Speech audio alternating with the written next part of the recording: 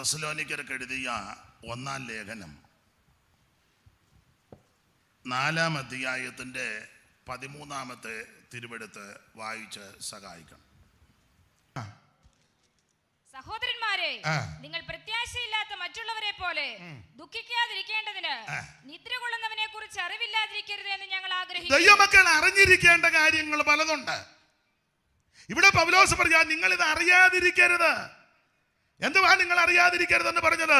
അവൻ സ്തോത്രം, നിദ്ര കൊള്ളുന്നവരെ കുറിച്ച് നിങ്ങൾ അറിവില്ലാത്തവരായിരിക്കരുത്. ആ ഭാഗത്തേക്ക് ഞാൻ വരാം. അതിന് മുമ്പ് വേറെ 1-2 കാര്യങ്ങൾ നിങ്ങൾ അറിവില്ലാതിരിക്കരുത്. ആ 2 കാര്യം പറഞ്ഞേച്ച് ഈ കാര്യവും കൂടെ പറഞ്ഞ് ഇന്ന് രാത്രി നമുക്ക് യോഗം അവസാനിപ്പിക്കാം. ആ വാച്ച് ഇങ്ങോട്ട് തന്നു, അല്ലേ പിന്നെ പരുവക്കാടായി പോവും. അത് തെറ്റാ, അത് 7:30 ആയിരുന്നതുള്ളൂ. ഞാനിടയ്ക്ക് നോക്കി, അന്നേരം 7:30. അത് വെച്ച് നോക്കിയാൽ കുരുളച്ചാൻ എന്നെ ഓടിക്കും. ഇത് കറക്റ്റാണല്ലോ. അപ്പോൾ തെസ്സലോനിക്ക ലേഖനം 4:13 പൗലോസ് പറയുക, നിദ്ര കൊള്ളുന്നവരെ കുറിച്ച്. എങ്ങനെ? കർത്താവിൽ നിദ്ര കൊള്ളുന്നവരെ കുറിച്ച് നിങ്ങൾ അറിവില്ലാത്തവരായിട്ടിരിക്കരുത്. ആ ഭാഗത്തേക്ക് വരുന്നതിന് മുമ്പ് വേറെ 1-2 കാര്യങ്ങളൊന്ന് ഓർപ്പിക്കാൻ കർത്താവിൽ ശരണപ്പെടുക. അറിവില്ലാതിരിക്കരുത്. എന്തുവാ? 1, അറിവില്ലാതിരിക്കരുത്. കൊരിന്ത്യർക്ക് എഴുതിയ 1-ാം ലേഖനം അതിൻ്റെ 12-ാം അധ്യായത്തിന്റെ പ്രാരംഭവാക്യം വായിക്കാം. ഇതെല്ലാം നമുക്ക് അറിവുള്ള വാക്യമാ, എങ്കിലും ഒന്ന് വായിച്ചു സഹായിച്ചോ. കൊരിന്ത്യർക്ക് എഴുതിയ 1-ാം ലേഖനം 12:1.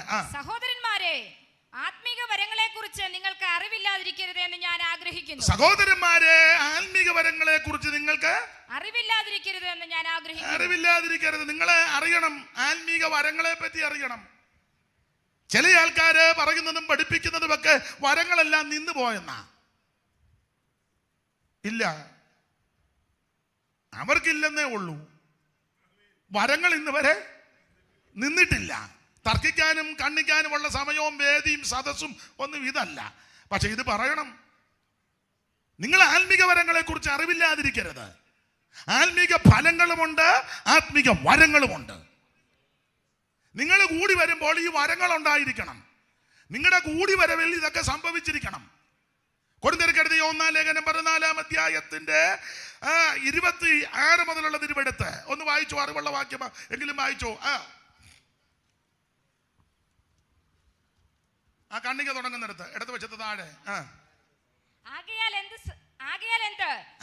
എന്ത് സഹോദരന്മാരെ, നിങ്ങൾ കൂടി വരുമ്പോൾ ഓരോരുത്തന് സങ്കീർത്തനമുണ്ട്. എല്ലാവർക്കും കൂടെ ഒരു സങ്കീർത്തനം ഉണ്ടെന്നല്ല. ഇപ്പോൾ നമുക്കെല്ലാം കൂടെ എഴുന്നേറ്റ് നിന്ന്, അങ്ങനല്ലേ നമ്മുടെ സഭകളിൽ, ഞങ്ങളുടെ അവിടെ അങ്ങനെ തന്നെ. ഇപ്പോൾ നമുക്കെല്ലാം കൂടെ എഴുന്നേറ്റ് നിന്ന്, അപ്പോൾ ഉറങ്ങുന്നവരും താമസിച്ച് വന്നവരും എല്ലാം ഈ സമയത്താണ് ചാടി അകത്ത് കയറുന്നത്, ഇല്ലേ? ചിലക്ക് അത് ഇന്റർവെല്ലായിട്ടാ. ഇത് കഴിയുമ്പോൾ ചില വെളിയിൽ പോയി വീട് വലിക്കുന്നില്ലെന്നേ ഉള്ളൂ. ഇനി അത് ഉണ്ടോന്ന്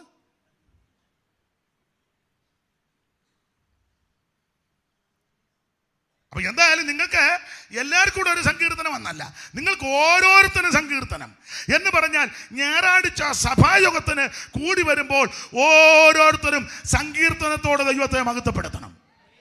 ഒരാഴ്ച മുഴുവൻ ദൈവം നിന്നെ സൂക്ഷിച്ചു, ഒരാഴ്ച മുഴുവൻ ദൈവം നിന്നെ കാത്തു, ഒരാഴ്ച മുഴുവൻ ദൈവം നിന്നെ പരിപാലിച്ചു. നിന്നേക്കാൾ മിടുക്കന്മാര്, ഉന്നതന്മാര്, ശ്രേഷ്ഠന്മാര്, കഴിവുള്ളവരും മൺമറഞ്ഞ് മാറ്റപ്പെട്ടപ്പോൾ ദൈവം നിന്നെ കാലിനെ വീഴ്ചയെന്നും പ്രാണനെ മരണത്തിനും കണ്ണിനെ കണ്ണിനും വിടുവിച്ച് അവൻ സൗഖ്യത്തോടെ ക്ഷേമത്തോടെ കൊണ്ടുവന്ന ദൈവത്തിന് നല്ല സന്തോഷത്തോടെ സങ്കീർത്തനം ചൊല്ലണം. Praise the Lord. നിങ്ങൾ കൂടി വരുമ്പോൾ ഇതുകൊണ്ടായിരിക്കണം സങ്കീർത്തനം. പിന്നെ ഉപദേശമുണ്ട്. ഉപദേശം പറയണം. ഞാൻ പറയാനുണ്ട്, വെളിയിൽ സുവിശേഷം പറയണം. അല്ല, രക്ഷിക്കപ്പെടാത്തവരുടെ ഇടയിൽ സുവിശേഷം പറയണം. യേശുക്രിസ്തു രക്ഷകൻ, യേശുക്രിസ്തുവിൽ കൂടി മാത്രം രക്ഷ, മറ്റൊരുത്തലും രക്ഷയില്ല. അത് പുറത്ത് ആ സുവിശേഷം കേട്ട് അകത്ത് വന്നു കഴിയുമ്പോൾ പിന്നെ അകത്ത് സുവിശേഷമല്ല പറയേണ്ടത്, അകത്ത് ഉപദേശം പറയണം. അങ്ങനെയാണ് കേൾക്കുന്നത്. ഉപദേശം ഉണ്ടെന്നും പറഞ്ഞിരുന്നാ പോലെ പറയുകയും ചെയ്യണം. ഞങ്ങളുടെ ഒരാൾ പറഞ്ഞു, അച്ചായ അവിടെ ദുരുപദേശമാണ്. അപ്പൊ പുള്ളി പറഞ്ഞു, എന്നാ നീ ഉപദേശം എന്ന് പറഞ്ഞ് അവൻ ദുരുപദേശം പറയാനെന്നാ നീ പറയാനെ, ആയിക്കോട്ടെ, നീ എന്നാ ഉപദേശം ഒന്ന് പറ. അതോട്ട് അവൻ അറിയേയില്ല. അവൻ തന്നെ ഒരിക്കൽ പ്രസംഗിച്ചപ്പോൾ പുള്ളി യുക്തിക്ക് മറുപടി കൊടുക്കുന്ന ആളാ. പുള്ളിയുണ്ട്. അവൻ പറഞ്ഞു ദൈവത്തിന് ആഭരണം ഒന്നും വലിയ വിഷയമല്ലെന്ന്. ഉടനെ പുള്ളി പറഞ്ഞു എന്നാൽ പുള്ളിക്ക് വിഷയമുള്ള 3-4 കേസ് പറ. ന്യായമല്ലേ? പറഞ്ഞുകൂടെ? ഉപദേശം പറയണ്ടേ? പ്രധാനപ്പെട്ട ഉപദേശമായി രക്ഷിക്കപ്പെടണം. 2, വെള്ളത്തിൽ മുങ്ങി സ്നാനപ്പെടണം. അത് പിതാവിൻ്റെയും പുത്രൻ്റെയും പരിശുദ്ധാത്മാവിൻ്റെ നാമത്തിൽ. അത് ഉപദേശമാണ്. 3, ആത്മാഭിഷേകം പ്രാപിക്കണം. ഇത് ആരുടെയും കുത്തകയല്ല, ദൈവത്തിൻ്റെ ദാനമാ. നിന്നെന്ന് ചിലർ പറയുന്നു തർക്കിക്കൊന്നും വേണ്ട, നമുക്ക് അവർക്ക് വേണ്ടി പ്രാർത്ഥിക്കാം. ഇത് ആരുടെയും സ്വന്തമല്ല, ദൈവത്തിൻ്റെ ദാനമാ. ആഗ്രഹിക്കുന്ന ആത്മാക്കളെ ദൈവം തൃപ്തിപ്പെടുത്തും. ദൈവത്തിന്റെ നദിയിൽ വെള്ളം നിറഞ്ഞിരിക്കുന്നു. ഒരു നദി കൊണ്ട് അതിന്റെ തോടുകൾ ദൈവനഗരത്തെ, അത്യുന്നതന്റെ വിശുദ്ധ നിവാസത്തെ സന്തോഷിപ്പിക്കുന്നു. ദൈവം അതിന്റെ മധ്യയെ കൊണ്ട് അത് കുലുങ്ങിപ്പോകത്തില്ല. ഉപദേശം തീർത്ത് പറയണം. സഭയിലുള്ള എല്ലാവരും ആത്മസ്നാനം പ്രാപിക്കണം. അന്യഭാഷയിൽ ദൈവത്തെ മഹത്വപ്പെടുത്തണം. വേണ്ടേ? ഉപദേശം അതല്ലേ? സ്തോത്രം. ഒരിക്കലൊരു തള്ള പറഞ്ഞു, അന്യോട് പറഞ്ഞു അന്യഭാഷ മനസ്സിലാകുന്നത്. ഞാൻ പറഞ്ഞു തള്ള നിങ്ങളോടല്ല പറഞ്ഞേ, അന്യഭാഷയിൽ പറയുന്നവൻ തള്ളയോടത്ര അല്ല ദൈവത്തോടാ. തള്ളക്ക് ഇതെല്ലാം മനസ്സിലാണോന്ന്? അവൻ ആത്മാവിൽ മർമ്മങ്ങളെ സംസാരിക്കുക, വേറെ ആരുമായിട്ട് അറിയത്തുമില്ല. സ്തോത്രം. അത് ദൈവത്തോടാ. ഇത് തർക്കിക്കാനുള്ള സ്ഥലമല്ല, തർക്കിക്കാൻ വേണ്ടി പറഞ്ഞതുമല്ല, വാദിക്കാനും പറഞ്ഞതല്ല, മറ്റൊരാളെ കൊച്ചാക്കാനും പറഞ്ഞതല്ല. നീ ആഗ്രഹിക്ക്, നിന്നെയും ദൈവം നിറയ്ക്കും. ഇതാരുടെയും സ്വന്തമല്ല, ദൈവത്തിന്റെ ദാനമാ. ഇന്ന് രാത്രി ആത്മാർത്ഥതയോടെ ആഗ്രഹത്തോടെ ദൈവത്തോട് പ്രാർത്ഥിക്ക്. ദൈവം തന്റെ പരിശുദ്ധാത്മാവിന്റെ ശക്തിയാൽ നിന്നായി നിറയ്ക്കുമെന്ന്. ഞാനൊരു കാര്യം ദൈവമക്കളോട് പറയാം, ഞാൻ പ്രസംഗിക്കുന്നിടത്തെല്ലാം പറയുക, ആത്മാവിൽ നിറഞ്ഞ അന്യഭാഷ പറഞ്ഞ് ആരാധിച്ച് വിടുതൽ അനുഭവിച്ചവരാ ഇതിനകത്തിരിക്കുന്ന സിംഹഭാഗം ആൾക്കാരും. പോരാട്ടങ്ങളും ആവിചാരങ്ങളും ക്ഷുദ്രങ്ങളും മന്ത്രങ്ങളും തന്ത്രങ്ങളുമുള്ള പല കുടുംബങ്ങളിലും പല പ്രശ്നങ്ങളിൽ നമ്മൾ ചെന്നപ്പോൾ അവിടെല്ലാം നമുക്ക് ജയം പകർന്നത് ആത്മാവിൽ ആരാധിച്ച് വിടുതലെടുത്തതാ. അന്ധകാരത്തിന്റെ കെട്ടുകളുള്ള കുടുംബങ്ങൾ, സാത്താന്യ ബന്ധനത്തിൽ കിടന്ന വ്യക്തികൾ, എത്ര കുടുംബങ്ങൾ, എത്ര പൈശാചിക ബന്ധനങ്ങൾ.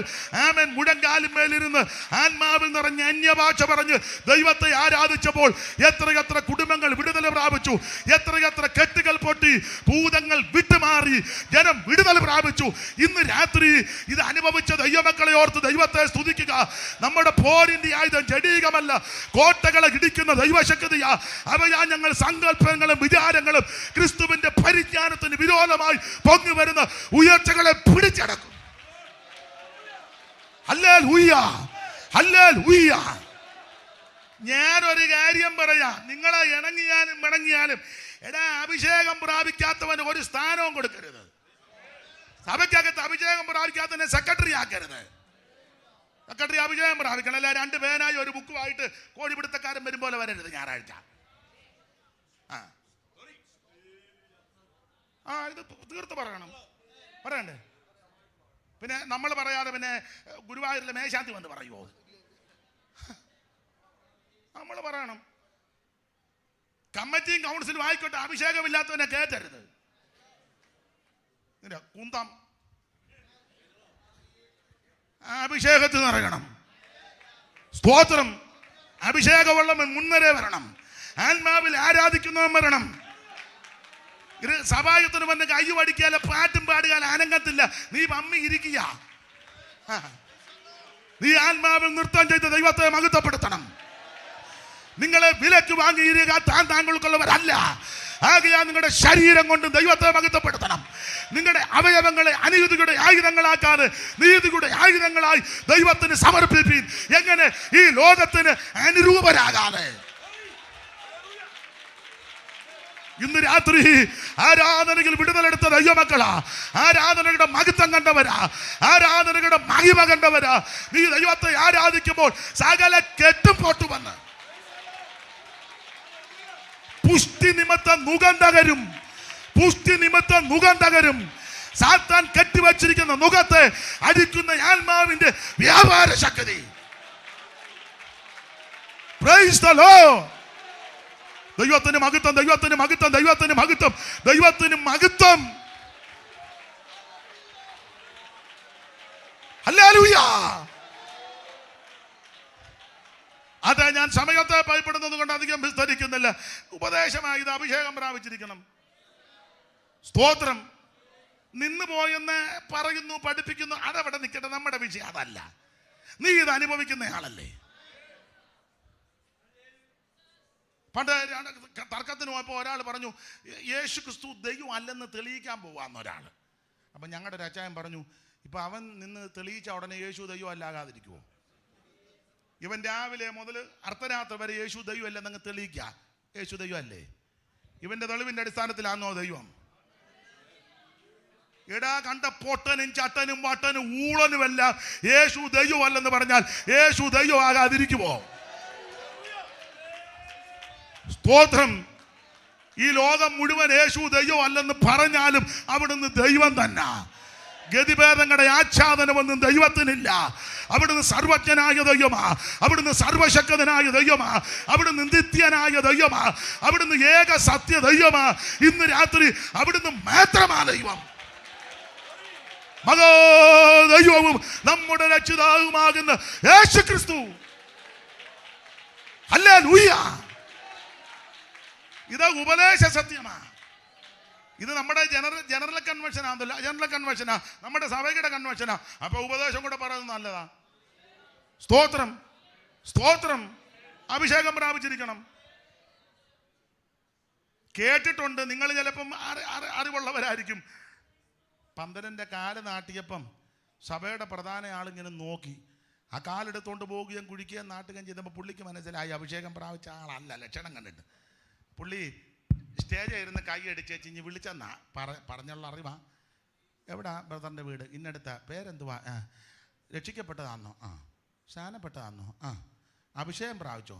ഇല്ല. എന്നാൽ കാലും കോലും അവിടെ ഇട്ടേച്ച് എന്താ ചാപ്പലിലോട്ട് പോകാൻ പറഞ്ഞു.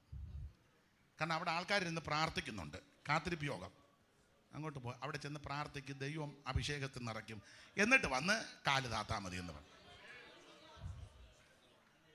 ഇപ്പൊ അഭിഷേകം കയറി കാലെടുത്ത് അടിക്കുന്നത് സെൻട്രൽ പാസ്റ്റൊക്കെ ഇട്ട് അതുപോലെ അഭിഷേകമായി. പിന്നെ കാല് താത്തോണ്ടിരുന്നപ്പോൾ അവിടുത്തെ വിഷയം പറഞ്ഞു, ആ കാലെടുത്ത് താനാണോ സെൻട്രൽ പാസ്റ്റം പറഞ്ഞ് ഒറ്റയടി അവിടെ 6-ാം മാലി ഒടിഞ്ഞ് അത്രയ്ക്ക് അഭിഷേകമായി. പിന്നെ ഒരു കാര്യം പറയാ, ആത്മനിറവിൽ ദൈവത്തെ ആരാധിക്കണം. തീർന്നില്ല, നീ തിരുമേശ എടുക്കണം. തിരുമേശ വെക്കുമ്പോഴേ ആ തിരുമേശ എടുക്കണം. തിരുമേശ ഇല്ലാത്ത ആരാധനയല്ല. ആൾക്കാരെല്ലാം കൂടെ ഞായറാഴ്ച കൂടി വരുന്നേ ഉള്ളൂ. അവിടെ എവിടെയും കിടന്ന എല്ലാ ഓട്ടോയിലും ലോറിയിലും കൊണ്ട് കമ്പത്തിൽ നിന്ന് കാളെ ഇറക്കും പോലെ കൊണ്ട് ഇറക്കുന്നല്ലാതെ. സ്തോത്രം. ഇടയെ ആരാധനയ്ക്ക് തിരുമേശ വേണമെന്ന്.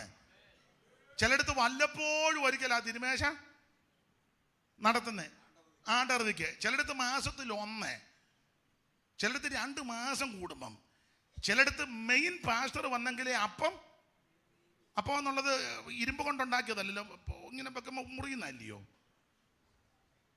ഇടാ, അതിന് പ്രാഗൽഭ്യവും ശുശ്രൂഷയ്ക്ക് തന്മയത്വവും പക്വതയുള്ള ദൈവദാസന്മാരുണ്ടെങ്കിൽ അത് എല്ലാ ആഴ്ചയിലും നടത്തണം. കുറഞ്ഞ പക്ഷം തിരുമേശയില്ലാത്ത ആരാധനയിൽ നമ്മുടെ ഉപദേശമായത്. ഇതൊക്കെ തീർത്ത് പറയണ്ടേ? ഉപദേശം പറയണം. സ്തോത്രം. നമ്മുടെ ജനറൽ കൺവെൻഷൻ അല്ലേ, ഉപദേശം കൂടെ അറിയണമല്ലോ എന്തുവാന്ന്. തിരുമേശ വേണം. ആ തിരുമേശകൾ നീ ഭക്ഷിക്കണം. ഇത് അപ്പം തിന്നാതെയും പാനപാത്രം നിന്ന് പാനം ചെയ്യാതിരുന്ന ജീവൻ കാണുകയല്ല. ഇതൊരു കൂട്ടായ്മയാ. അവിടുത്തെ കഷ്ട മരണ അടക്ക പുനരുത്ഥാനത്തോടെ ഏകീഭവിച്ചതാ സ്നാനം. അവിടുത്തെ കഷ്ടാനുഭവങ്ങളുടെ കൂട്ടായ്മയും കൂടാ. അത് അനുഭവിച്ചിരിക്കണം. എന്നെ തിന്നുന്നവൻ എൻ മൂലം ജീവിക്കുവാൻ അനുഭവിക്കണം. അത് പ്രാഗൽഭ്യത്തോടെ എടുക്കണം. തിരുമേശയെ നുറുക്കിക്കൊണ്ടിരുമ്പോൾ നിൽക്കുക ട്രാഫിക് പോലീസിനെ പോലെ.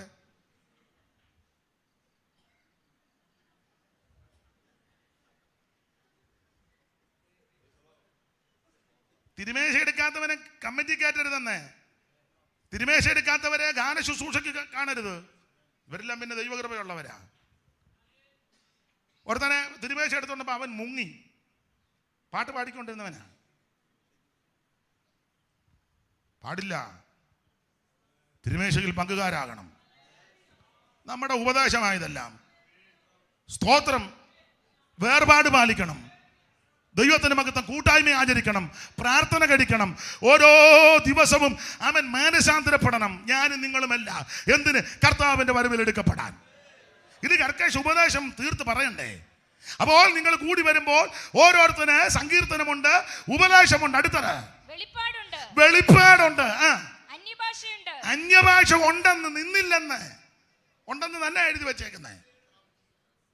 അന്യഭാഷ ഉണ്ട്, പിന്നെ വ്യാഖ്യാനമുണ്ട്. ഇതെല്ലാം ആത്മീക വർധനയ്ക്കാ. അപ്പോൾ ശ്രദ്ധിക്കുക, നിങ്ങൾ കൃപാവരങ്ങളെ പറ്റി അറിവില്ലാത്തവരായിരിക്കരുത്. ഇന്ന് രാത്രി ഒരു കാര്യം ഉറപ്പിച്ചും തെറിപ്പിച്ചും പറയാ, അന്യഭാഷ നിന്നിട്ടില്ല, വെളിപ്പാട് നിന്നിട്ടില്ല. ഭൂതങ്ങൾ ഇപ്പോഴും പ്രാർത്ഥിക്കുമ്പോൾ വിട്ടുപോകും. രോഗികൾ പ്രാർത്ഥിച്ചാൽ സൗഖ്യമാകും. രോഗികൾക്ക് വേണ്ടി പ്രാർത്ഥിച്ചാൽ സൗഖ്യമാകും. ഇന്ന് രാത്രി ഓർപ്പിക്കട്ടെ, നിന്നിട്ടില്ല. നീ വിശ്വസിച്ച് പ്രാർത്ഥിച്ചാൽ യേശു നിന്നെ സൗഖ്യമാക്കും. ദൈവദാസന്മാർ വിശ്വാസത്തോടെ കൃപാവര പ്രാർത്ഥന്മാർ ദൈവകൃപയിൽ രോഗികളുടെ മേൽ കൈവച്ചാൽ അവർക്ക് സൗഖ്യം വരും. വിശ്വസിക്കുന്നവരാൽ ഈ അടയാളങ്ങൾ നടക്കും. എന്റെ നാമത്തിൽ ഭൂതങ്ങളെ പുറത്താക്കും. രോഗികളുടെ മേൽ കൈവച്ചാൽ സൗഖ്യം വരും. അവൻ മരണകരമായി കുടിച്ചാലും കടിച്ചാലും ഹാനി വരത്തില്ല. ഇന്ന് രാത്രി കൃപാവരങ്ങളെ പറ്റി അറിവില്ലാതിരിക്കരുത്. ദൈവമക്കളെ അറിഞ്ഞിരിക്കണം. Praise the Lord. ഞാൻ സമയത്തെ ഭയപ്പെടുന്നത് കൊണ്ട് അധികം വിസ്തരിക്കുന്നില്ല. എനിക്ക് തന്ന സമയം ഉണ്ടല്ലോ, അപ്പം അത് മാനിക്കണമല്ലോ. കൃത്യസമയത്ത് നിർത്തും. സ്തോത്രം. കൃപാവരങ്ങളെ പറ്റി അറിവില്ലാത്തവരായിട്ടിരിക്കരുത്. ഈ കൃപാവരം ഉള്ളത് നല്ലതാ.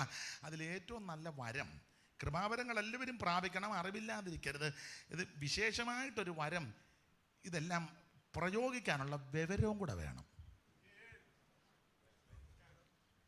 വിവരം, പരിജ്ഞാനം. പുസ്തകത്തിൽ അങ്ങനെ ജ്ഞാനത്തിന്റെ വചനവും പരിജ്ഞാനത്തിന്റെ വചനവും. അപ്പൊ ജ്ഞാനവും പരിജ്ഞാനവും, ജ്ഞാനം വേറെ, പരിജ്ഞാനം വേറെ. ഞാൻ എപ്പോഴും പറയും, നിങ്ങൾക്കറിയാം ജ്ഞാനവും പരിജ്ഞാനവും. ചിലർക്ക് ജ്ഞാനമുണ്ട്, പരിജ്ഞാനമില്ല. ചിലർക്ക് പരിജ്ഞാനമുണ്ട്, ജ്ഞാനമില്ല. ഇത് രണ്ടും അത്യാവശ്യമാണ്. വിശേഷിച്ച് ജ്ഞാനം അല്പം കുറവാണെങ്കിലും പരിജ്ഞാനമാ അത്യാവശ്യം. പരിജ്ഞാനം വേണം. പരിജ്ഞാനമില്ലാകിയാൽ പരിജ്ഞാനം വേണം. ജ്ഞാനവും പരിജ്ഞാനവും. ചിലക്ക് ജ്ഞാനമാണ്, നല്ല അറിവാ. വിഷയങ്ങളെ പറ്റി അഗാധ ജ്ഞാനമാണ്, നല്ല അറിവാ. പക്ഷെ അത് പ്രയോഗിക്കേണ്ട വിധം അറിയത്തില്ല. ഞാൻ ഒരു സദസ്സിലിരിക്കുമ്പോൾ ഈ പുതിയ ഉപദേശക്കാരാ, അവനെ അന്ന് ഒരു 18-20 വയസ്സ് കാണുമായിരിക്കാം, അത് കൂടുതൽ കാണത്തില്ല. അപ്പോൾ ആ സദസ്സിൽ പ്രായമുള്ളൊരു കർത്തദാസൻ വന്നു. അത് വേറെ ആരുമല്ല, നമ്മുടെ ചങ്ങനാശ്ശേരിയിലെ LIC അനിയച്ചായൻ. അടുത്ത കാലത്താണ് മരിച്ചു പോയത്. നിങ്ങൾ ചിലർ കണ്ടു കാണും. BA തമ്പി പാസ്റ്ററുടെ കൂടെ ആരംഭകാലത്ത് ചങ്ങനാശ്ശേരി പ്രവർത്തിച്ച സിയോ ബംഗ്ലാവിലെ അനിയച്ചായന്. അദ്ദേഹത്തിന് അന്ന് 10-80 വയസ്സുണ്ട്. അപ്പോൾ ഈ ചെറുപ്പക്കാരൻ വന്ന് ഞങ്ങളെല്ലാം കൂടി ഇരിക്കുമ്പം ഈ 10-18 വയസ്സുള്ളവന് പരിജ്ഞാനമില്ലെന്ന് പറയാൻ അവന് അനിയച്ച 19 വയസ്സില്ലേ. ഇവൻ ഇപ്പോഴത്തെ മോഡേൺ വെച്ചാ. ആട്ടെ, ബ്രദറിൻ്റെ വീട് എവിടാ? ഇവനൊരു പരിജ്ഞാനോ. ഈ 80 വയസ്സുള്ള ആ പ്രിയ പിതാവിനെ ഈ 17-18 വയസ്സുള്ളവൻ ചോദിക്കുക, ആട്ടെ ബ്രദറിൻ്റെ വീട് എവിടാ? അത് വിളിച്ചത് തെറ്റാന്നല്ല, വേറെ പുസ്തകത്തിൻ്റെ ഭാഷാ ശൈലിയിൽ വലിയ കുഴപ്പമോ ഇല്ല. എന്നാലും അങ്ങനെ അല്ലല്ലോ. അതാ പരിജ്ഞാനമില്ല.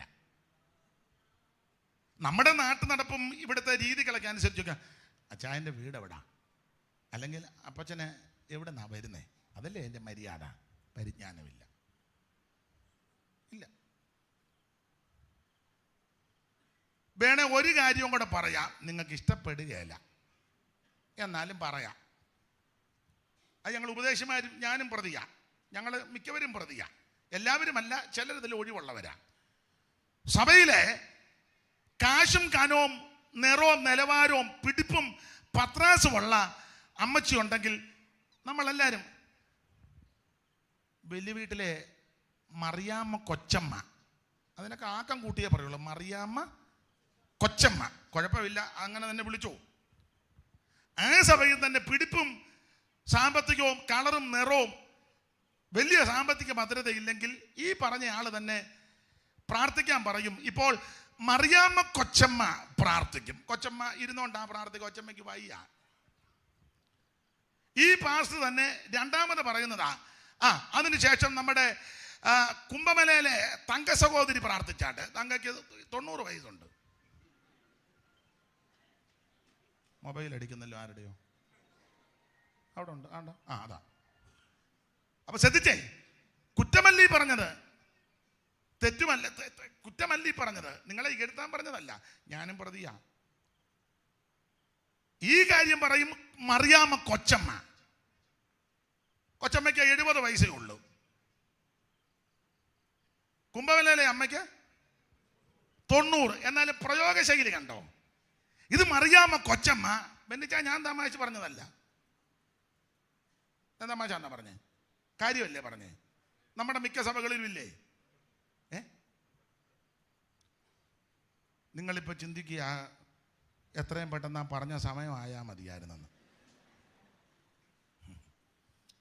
ഞാൻ എന്നെയും കൂടെ പ്രതിയാക്കിയാ പറയുന്നത്.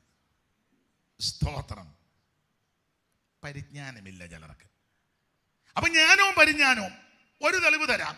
ഉദാഹരണം എപ്പോഴും ഞാൻ പറയുന്നതാ,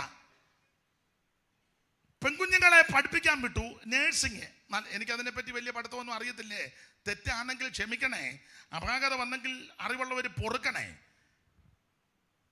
നേഴ്സിങ് പഠിക്കാൻ വിട്ടു, പഠിച്ചു, മിടുക്കിയായി, സർട്ടിഫിക്കറ്റും ഒക്കെ വാങ്ങി വീട്ടിൽ വന്നു വേറെ ജോലിക്ക് പ്രവേശിക്കുക. അപ്പം അങ്ങനെ ഇതുമ്പം കുരുമുളക് പറിക്കുന്ന സമയമാ.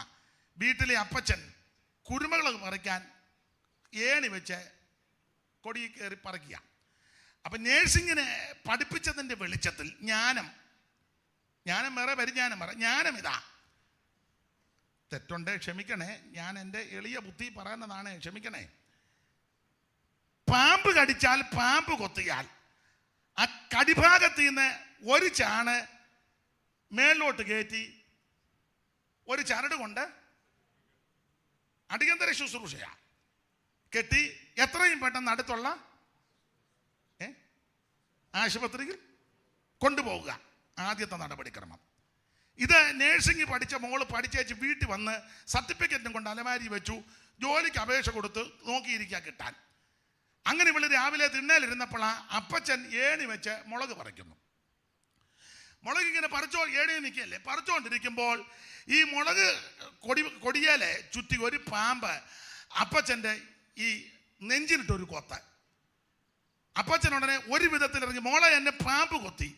ഓടി വന്നു. എവിടെ അപ്പച്ച കൊത്തിയത്? ഇവിടെ അടി കൊത്തി. നോക്കിയപ്പോൾ ചോര പൊടിക്കുന്നു. ഉടനെ പഠിച്ച ജ്ഞാനം കടി കൊണ്ട ഭാഗത്ത് നിന്ന് ഒരു ചാണ് മുകളിലോട്ട് കയറ്റി നല്ലതുപോലെ ജ്ഞാനമാ, പഠിച്ചതാ. അവൾ ഒട്ടും അമാന്തിച്ചില്ല. പൊട്ടാത്ത ചാക്ക് ചരട് ഒന്നുകൂടെ പിരിച്ചു കെട്ടി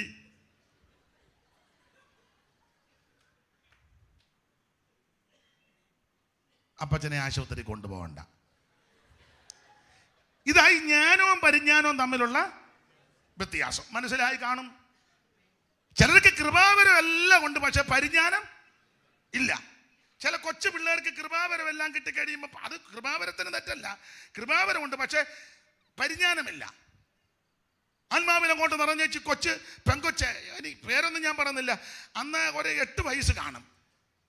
ആ 8 വയസ്സുള്ള കൊച്ചു വന്നേച്ച് ഒരു പ്രായമുള്ള അപ്പച്ചോട്, മകനെ, വല്യപ്പനും എന്തോന്ന് വിളി കേട്ടല്ല, എന്നാ ചെയ്യാനാ? കുഞ്ഞിന് കൃപാവരമില്ലെന്നല്ല, ദൈവാത്മാവ് അല്ലെന്നും അല്ല വാദം, പക്ഷെ പരിജ്ഞാനമില്ല. ആ കുഞ്ഞിന് പറഞ്ഞു കൊടുക്കുക, അല്ലെങ്കിൽ മനസ്സിലാക്കി കൊടുക്കണമല്ലേ ആ തത്വ സഹോദരിമാർ വായിക്കോട്ടെ. ആമേൻ. ആയിരിക്കുന്ന പിതാവിനോട് ഒരാലോചന, ആയിരിക്കുന്ന അപ്പച്ചനോട് ദൈവത്തിൻ്റെ പരിശുദ്ധാത്മാവ്, അതാ പരിജ്ഞാനം. 12 വയസ്സുള്ള കൊച്ച് 90 വയസ്സുള്ള കളവൻ്റെ തല ചെന്ന്, മകനെ, അപ്പൻ്റെ നീ കേട്ടുക, മകൻ തന്നെ ദൈവത്തിൻ്റെ മകനാ. അപ്പൊ ജ്ഞാനം വേറെ പരിജ്ഞാനം വേറെ. ആട്ടെ, വിവരിക്കുന്നില്ല. ദൈവമക്കൾ കൃപാവരങ്ങളെ പറ്റി അറിവില്ലാതിരിക്കരുത്. ഞാൻ വിസ്തരിക്കുന്നില്ല. ദൈവത്തിന് മഹത്വം. Praise the Lord. ഒരു കാര്യമാണ്, ഒന്ന് വായിച്ചോ. ദൈവത്തിന് മഹത്വം. കൃപ നിങ്ങൾ അറിവില്ലാതിരിക്കരുത്. ഒന്ന്, കൃപാവരങ്ങളെ പറ്റി അറിവില്ലാതിരിക്കരുത്. ഇനി വായിച്ചേ ദൈവദാസി, കൊരിന്ത്യർക്ക് എഴുതിയ 1-ാം ലേഖനം 10-ാം അധ്യായത്തിന്റെ 5 മുതലൊന്ന് വായിച്ചേ. എങ്കിലും അവരിൽ മിക്കപേരിലും ദൈവം പ്രസാദിച്ചില്ല. അവരെ മരുഭൂമിയിൽ തള്ളിയിട്ടു കളഞ്ഞു എന്ന് നിങ്ങൾ അറിയാതിരിക്കരുത്. ഇത് നിങ്ങൾ അറിയണം. കൊരിന്ത്യർക്ക് എഴുതിയ 1-ാം ലേഖനം 10-ാം അധ്യായത്തിന്റെ 1 മുതൽ പഠിക്കുമ്പോൾ, സഹോദരന്മാരെ, നമ്മുടെ പിതാക്കന്മാരെല്ലാം മേഘത്തിൻ കീഴിലായിരുന്നു. അവർ മേഘത്തിൽ സമുദ്രത്തിൽ സ്നാനമേറ്റ് മോശയോട് ചേർന്നു. എല്ലാവരും ഒരേ ആത്മീയ ആഹാരം തിന്നു, എല്ലാവരും ഒരേ ആത്മീയ പാനീയം കുടിച്ചു. അവരെ അനുഗമിച്ച് ആത്മീയ പാറയെന്നല്ലോ അവർ കുടിച്ചത്. ആ പാറ ക്രിസ്തുവാകുന്നു. എന്നിട്ട് പറയുക, എങ്കിലും അവർ മിക്കപേരിലും ദൈവം പ്രസാദിച്ചില്ല എന്ന് നിങ്ങൾ അറിയാതിരിക്കരുത്. അവരെ മരുഭൂമിയിൽ തള്ളിയിട്ട് കളഞ്ഞുവെന്ന് നിങ്ങൾ അറിയാതിരിക്കുക. 6-ാമത്തെ വാക്യത്തിൽ പറയുന്നത് വായിച്ച, ഇത് നമുക്ക് ദൃഷ്ടാന്തമായി തന്നിരിക്കുന്നു. അവർ മോഹിച്ചതുപോലെ. ഇനി 11-ാമത്തെ വാക്യം ഒന്ന് വായിച്ചേ. 11 നിങ്ങൾ പിറുപിറുക്കുകയും അരുത്. 11 ദൃഷ്ടാന്തമായിട്ട് അവർക്ക് സംഭവിച്ചു. ഇത് ദൃഷ്ടാന്തമായിട്ട് അവർക്ക് സംഭവിച്ചു. ലോകാവസാനം വന്നെത്തിയിരിക്കുന്നത് നമുക്ക് ഇത് ബുദ്ധിയുപദേശത്തിനായി. നിങ്ങളിത് അറിയാതിരിക്കരുത്. ഒന്ന്, കൃപാവരങ്ങളെ പറ്റി അറിവില്ലാതിരിക്കരുത്. കൃപാവരം നിന്നിട്ടില്ല, കൃപാവരം ചോർന്നിട്ടില്ല. കൃപാവരം ഇന്നുകൊണ്ട് ആഗ്രഹിക്കുന്നവരെ ദൈവം അതിൽ നിറയ്ക്കും. ഒന്നുകൂടെ തെളിച്ചു പറയാ, വിവേചനം നിന്നിട്ടില്ല, അന്യഭാഷ നിന്നിട്ടില്ല. അവൻ ഭൂതങ്ങളുടെ മേൽ അധികാരം അതിപ്പോഴും ചെയ്യുന്നവരുണ്ട്, ശുശ്രൂഷ ചെയ്യുന്നവരുണ്ട്.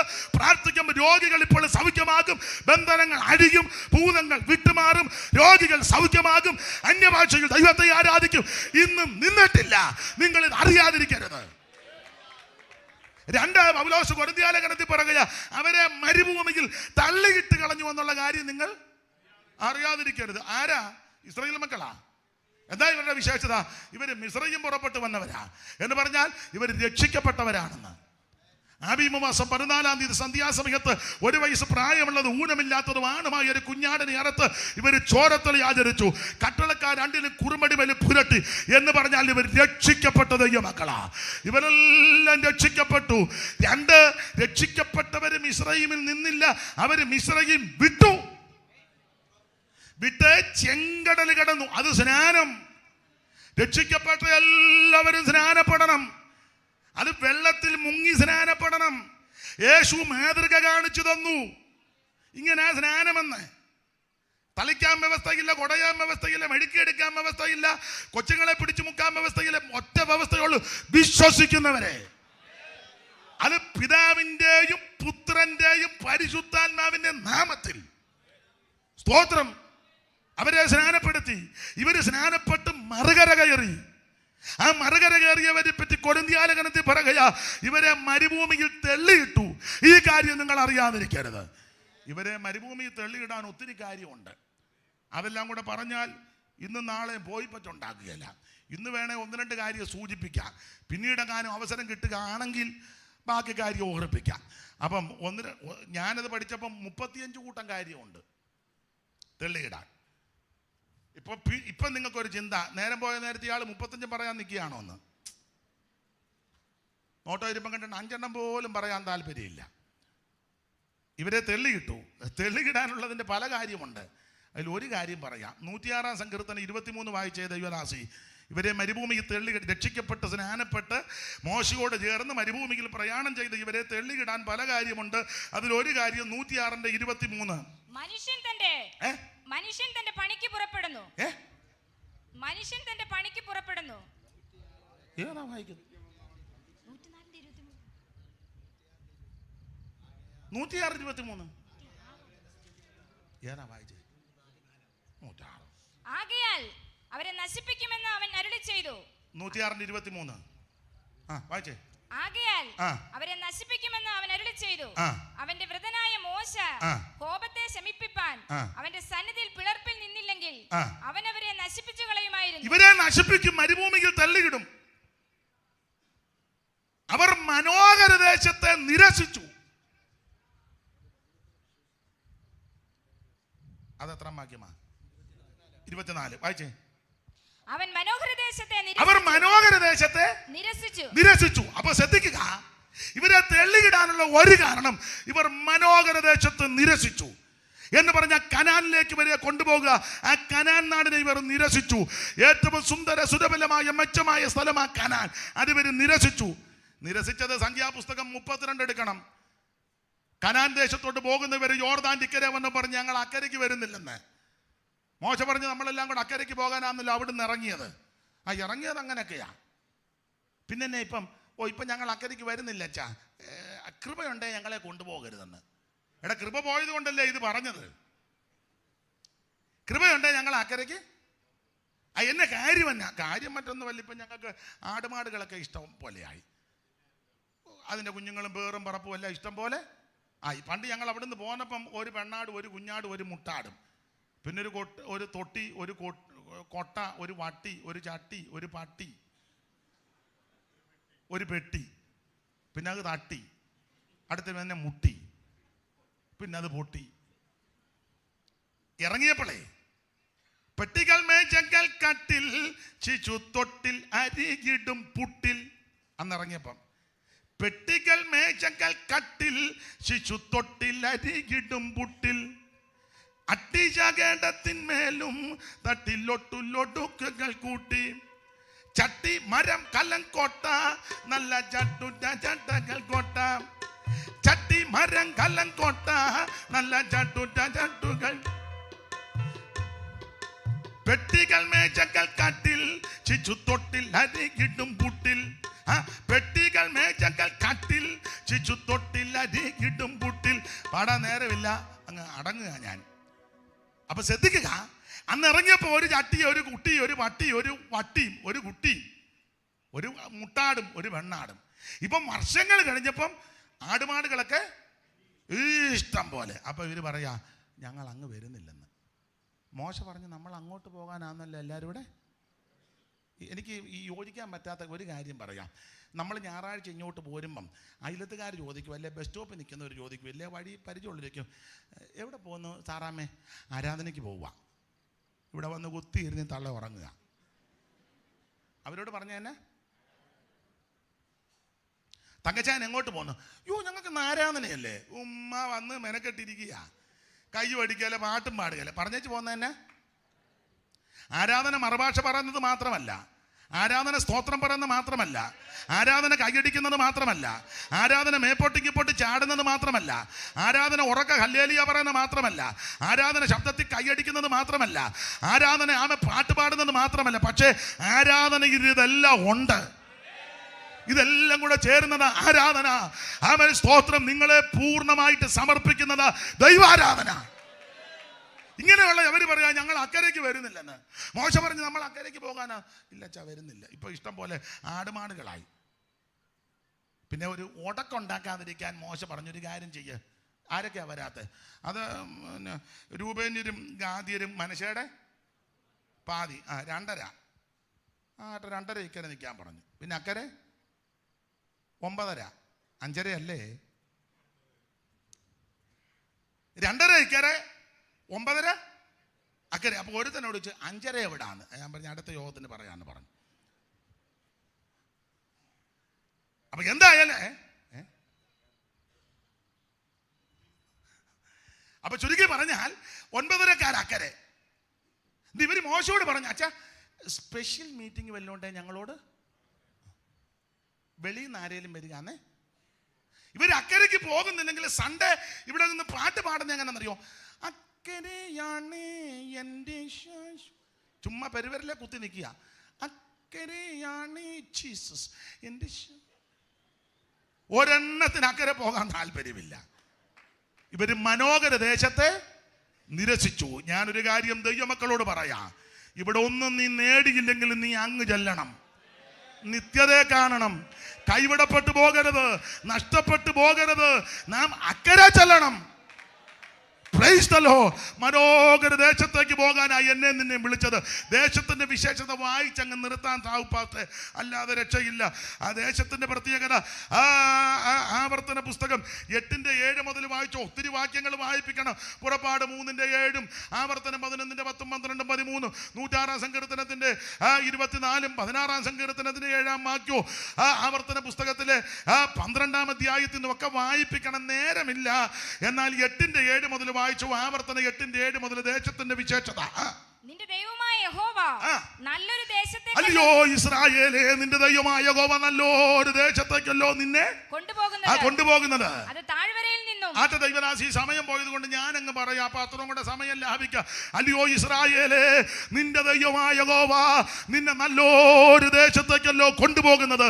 അത് താഴ്വരയിൽ മലയിൽ നിന്നും പുറപ്പെടുന്ന നീരൊഴുക്കുകൾ, ഉറവകൾ, തടാകങ്ങളുമുള്ള ദേശം, ഗോതമ്പ്, യവവും, മുന്തിരിയും, അത്തിയും, മേതളമുള്ള ദേശം, ഒലിവ് വൃക്ഷവും തേനുമുള്ള ദേശം, സുഭിക്ഷമായിട്ട് ഉപജീവനം കഴിക്കാവുന്നതും ഒന്നിനും കുറവില്ലാത്തതുമായ ദേശം. പിന്നെ കല്ല് ഇരുമ്പായിരിക്കുന്നതും മലയിൽ നിന്ന് താമ്രം വെട്ടിയെടുക്കുന്നതുമായ ദേശം നീ ഭക്ഷിച്ച് തൃപ്തി പ്രാപിക്കുമ്പോൾ നിന്റെ ദൈവമായ യഹോവ നിനക്ക് തന്നിരിക്കുന്ന നല്ല ദേശത്തെ കുറിച്ച് നീ അവന് സ്തോത്രം ചെയ്യാ.